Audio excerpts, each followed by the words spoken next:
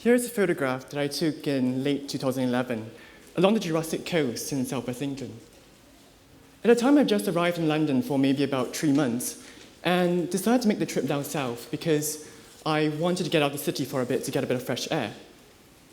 The trip also felt necessary because I had spent most of the year writing my first novel in Singapore, and I really wanted to recover from the intensity of writing and return to making images again. So one of the things I made myself do during this trip was to take a lot of photographs, for I wanted to reacquaint myself with the sense of instant gratification that can be gained from capturing the perfect shot. This, however, proved to be a challenge, and I was really dissatisfied with most of the photographs that I took. In retrospect, I realized that this was largely because the subject that I most wanted to capture was almost resistant to the camera, and perhaps to the image in general. I'm talking about the waves that search forth only to recede into themselves, the waves within which you lose yourself, which ultimately folds and unravels the contours of your mind. And my photos were unable to encompass this complexity.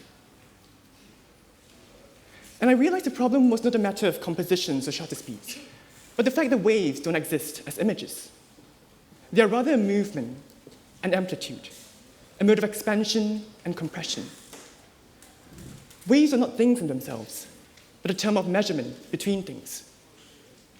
They are rhythms, negotiating the chaos and confusion of a world that is always in motion.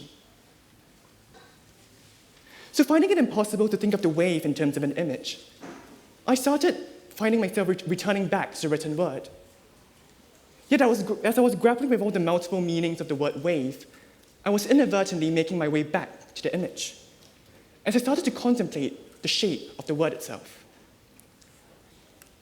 I thought of the letter W, how it almost graphically simulates the undulation of the wave. In fact, W is not really a letter, but the doubling of an existing letter, a magical act of self-extension that seems capable of going on infinitely. And nowhere is this self-generating and self-generous capacity of the letter more evident than in the acronym by which we call the World Wide Web, WWW. A phonetic expression marked by a ridiculous excess, requiring twice the number of syllabi to pronounce it as compared to its unabbreviated form. In fact, let's take a look at the very first logo of the World Wide Web, designed by Robert Cailliau and first unveiled in a historic conference in 1994. Now, what's very interesting about this image is how it plays up this sense of a self-multiplication by having it occur not across surface, but in depth. And so, which is absolutely a strange stylistic choice, given how we have come to consider the internet today as the medium of horizontality. Besides, if you look at the logos that were produced for the subsequent conferences, this notion of depth only seems to become further pronounced as the years went by, with the letters becoming three-dimensional. And all this came to a wonderful culmination in 1997, when for the first time, an animated logo was used, with the three W's arranged and rotating in a wonderful triangle. What all these seems to point out to us today is that the internet, and by extension the logic of the wave upon which it constructs itself, is at once horizontal and vertical. Waves, after all, exist in all shapes and sizes, and are capable of occupying multiple dimensions. Perhaps this can also explain the somewhat premature demise of Google Wave, the interface and communications protocol launched by Google in 2009 to support various forms of real-time collaborative editing. The general diagnosis seems plausible, that Google Wave was far too ahead of its time. Its aspiration was not just to connect people and generate relationships between them, but also to deepen these relationships and channel them towards specific projects. Google Wave was essentially a multi-dimensional interface trying to secure its place in a paradigm where horizontality was the order of the day. A wave whose glorious magnitude was whittled down to that of a mere ripple. But as I thought about all these unrealized futures of Google Wave, I couldn't help but wonder if it was the very nature of the wave itself to be always in advance of itself, to be always ahead of its own time. I think about the expression, the new wave, that is often used in cinema, and how it sounds almost tautological, After all, how can a wave be anything but new? Does it make any sense to speak of an old wave? It seems to me then that the word wave is the name that we give to any phenomenon, which at the moment of encounter appears new, foreign, and ultimately ineffable. Which means that a gap naturally opens up between the word wave and the phenomenon it purports to describe. Between the wave as an ideal construct, as this glorious undulating form that at once conveys dynamism and grace, and the wave as it really is, choppy, churning, chaotic. Consider some of the films that were made during the past half-century of cinematic waves. Instead of the elegantly sinuous form that the word wave seems to project, many of these films contain images of vastly different sensibilities, of different wavelengths, so to speak, in the form of swirls, splashes, cascades, vortexes, centrifuges. It's almost as if the act of gathering these varieties of wavy phenomenon under the broad expression, the new wave, is an attempt to modulate the natural chaos of the waves, to assimilate it within a graphic sign that is restrained yet capacious enough to hold this unruly universe in place. In this light, the expression the new wave is a failed expression. It points out something as new, not for the purposes of identifying what is new about it, but simply to collect and put this newness on hold, to defer the moment of their complete recognition to a future time. We can also look at architecture. Across the globe, the wave is almost becoming the architectural archetype of the 21st century. Its flowing vitality communicating a kind of outward, multivectorial expansion into the beyond. Unlike its ancestor, the triumphal arc, the wave is not so much a gateway that directs us towards an identifiable horizon, but simply a carriage that delivers us towards a radically open future that remains unlocatable and unseeable. In fact, the Sackler Gallery extension under whose shelter we are in right now is a perfect example. It seeks not so much to embody and signify the new, as much as it seems to be launching itself towards the new, towards the space of an elsewhere that remains unrepresentable. Which means that any sign of confidence that a wave seems to demonstrate is always tempered by an undercurrent of tentativeness towards the future. The wave in waving towards the outside, wavers. At this point, it's perhaps time to make a slight turn and consider another inflection of the word wave. I mean, the waves we've been talking about so far are rather large and spectacular, but the wave can also be the modest gesture I'm performing.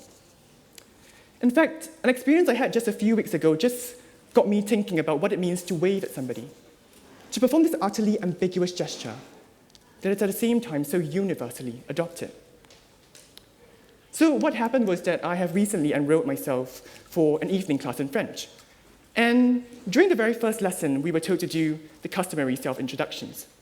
And self-introduction is usually something I really, really dislike because I don't know what to say about myself that I think would remotely interest a complete stranger. But thankfully, during this particular exercise, all we were told to do was to say our name and perform a gesture. So the introductions began, but because I was at the end of the line, I couldn't help but feel anxious as all the gestural permutations were starting to get exhausted. But, well, I'm not going to reveal what was the awkward gesture I ended up performing. But what I realized from observing all those that came before me was that all these gestures that were being performed, especially those that were rather haphazardly improvised, were all varieties of waving. Whether it is this glorious circular window cleaning motion, or a more flippant swish of the hand, the wave seems to be the default gesture that we all turn to when we are not quite sure how else to project ourselves. The wave is not like the fist, the thumbs up, or the victory sign, all of which require the use of the finger. The wave is decidedly non-digital. It's the most primordial way of extending yourself towards another, the degree zero of human sociality. But of course, this act of extension can take on a whole multitude of meanings, depending on the context. The wave can be a sign of beckoning, but it can also express refusal. It can also be a distress signal. But in whatever situation, it seems that the wave is always a way of pushing yourself forth, of showing off yourself, even when you have nothing to show. And this showy nature of the wave is perhaps best evident in the prosthetic extension of the wave we've invented, in the form of the flag. Whether it's a passionate call to arms or a desperate cry for help, the flag, through its marvelous sweeps across the air, is always a way of reclaiming a space of visibility for yourself where there is none. This space, however, is not the space of territory, for it does not rest upon solid ground, but remains up in the air. A space of absolute contingency that can only be secured through multiple acts of extension, that upon reaching a point of extremity, can only cycle back again, again, and again. So it seems as if now we have arrived at two rather different modalities of the wave. The first proposes the wave as this external thing that carries us along with it, or the second centers the wave upon a body, extending itself towards the world. What I'm going to do now as a way of concluding is to bring these two very different notions of the wave together, to show that the two are really one. After all, the wave that carries us away from it does not arise from nowhere. It requires us to produce it. I'm going to do so by examining the utterly curious phenomenon of the Mexican wave, which basically refers to what happens when you have spectators in a packed stadium generating a wave by successively standing up and raising their hands, at times accompanied by a whole range of acoustic effects, like a swish or a whoosh. In particular, in Singapore, where I come from, this wave is called the Kallang wave, referring to which takes its name from a much beloved national stadium that has since been demolished. Now, what's very interesting about the wave in the case of Singapore is that it's not just a sporting spectacle, but very much a symbol of national identity. And while my knowledge of football and sports in general is absolutely dismal, what I do know for sure is that for a period of its history, Singapore football was an immense source of national pride. And the Kallang wave that was performed each time at the stadium when there was a match is the perfect manifestation of this. The Kallang wave, in this sense, is interesting because it is a spectacle. But at the same time, it's also extremely precious, for Singapore is a country with not many cultural symbols to call its own, or at least any kind of so-called natural symbols have over the years been brutally replaced by artificial symbols that more often than not function as tourist icons and economic indexes.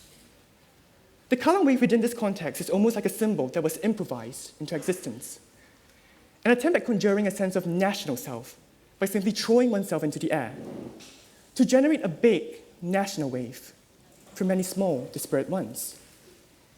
The Kallang wave in this light is a wave that collapses the two notions of the wave into one, being at once large and small, epic and intimate. What's more remarkable is the fact that as much as the Kallang wave is a spectacle, what it offers us is not so much an image of a community, but simply a movement passing through a group of bodies. The Kallang wave is not a shape or a picture in the sense of those pompous and often cheesy formations that one would see during large-scale celebrations and ceremonies.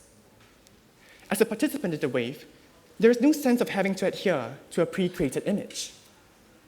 Each individual extends itself into the world, not to submit to it, but simply to be carried away by it. So effectively, what we have in the Kallang wave is an absolutely bizarre expression of community, for it doesn't give us a clue as to what this community actually is. No essence is being conveyed. The Kallang wave is like a spectacle without an image, a flag with no symbols, a kind of showing off without allowing anything to be seen. Community here is simply expressed as a latitude, a fluttering, a passing movement made by singular bodies propelling themselves towards the world that in turn carries and is carried away by these bodies.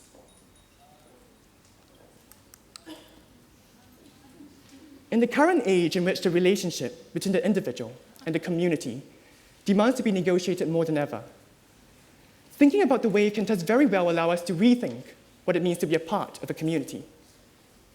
The wave allows us to re-understand community, not as a monolithic entity, but simply as a rhythm that simultaneously sustains and exceeds its own limits. The community of the wave, of waving, of wavers, is thus a community that's always going beyond itself, always waving towards the future time of its completion. Thank you.